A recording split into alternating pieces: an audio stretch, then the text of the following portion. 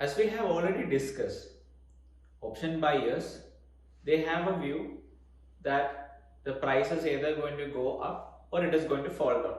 Now option sellers, they sell with a view that the price is not going to go up beyond a particular limit or it is not going to fall down below a particular limit.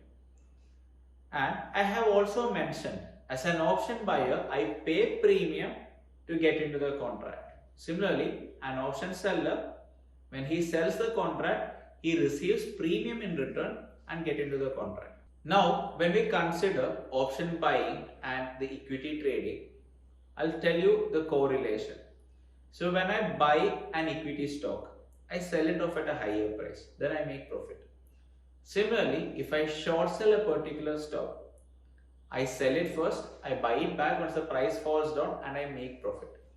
That is the same logic over here in the case of options as well. As an option buyer, I pay premium and I get into the contract.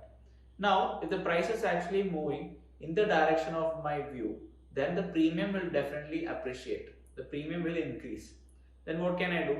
The contract that I got into, by paying a lower premium, I'll sell it off at a higher premium and I'll exit the trade. Similarly, in the case of an option seller, he sells the contract, he receives the premium.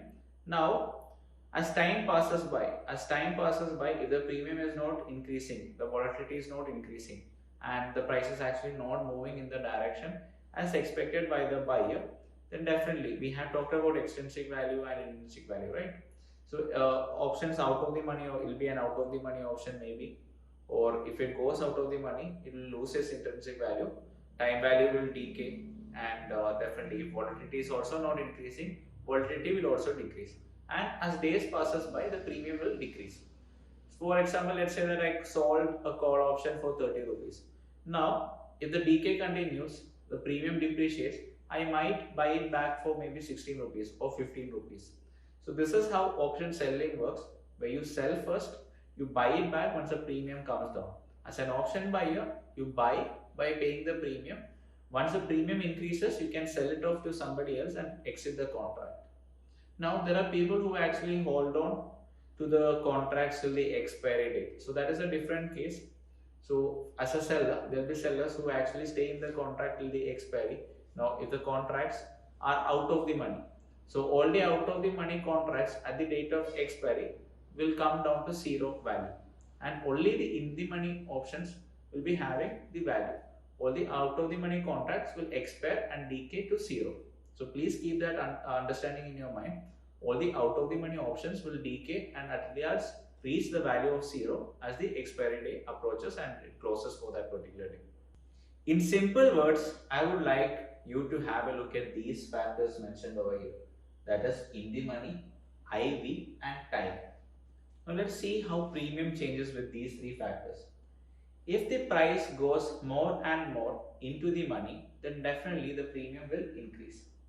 Now, let's say that the implied volatility increases, still the premium will increase. And the last factor, that is time. As the time passes by, I told you the theta decay will happen or the time decay will happen, causing a depreciation in the premium.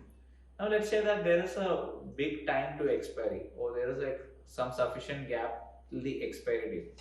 Under such situations, what we usually see is the price really has much more chances to become in the money and the option contract has a large time to become profitable. Fine. So as the time to expiry is higher, the premium will also be higher. Now let's talk about cases where the price is actually moving out of the money. So let it be a call option or a put option. If the price actually keeps on moving out of the money, what we kind of realize is that the premium starts decreasing, as well as if the IV starts dropping, the premium will start falling. Now let's say the time is also passing by and we are actually approaching an expiry date. So the time value is actually kind of keeping on decreasing and at last it has to become zero. So as the time to expiry approaches, we usually see an exponential time decay happening. So that is also one factor that we should keep in mind. Now, in case you haven't watched the basic introduction about options, I request you to have a look at that too, so that you get a better understanding of whatever is being explained. Thank you.